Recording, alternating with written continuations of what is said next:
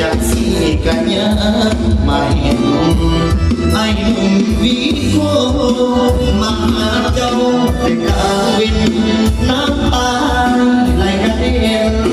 ทำไว้มันโอ้เศร้านั่งเฝ้าข้างกอกแต่หัวคำจนว่าโซ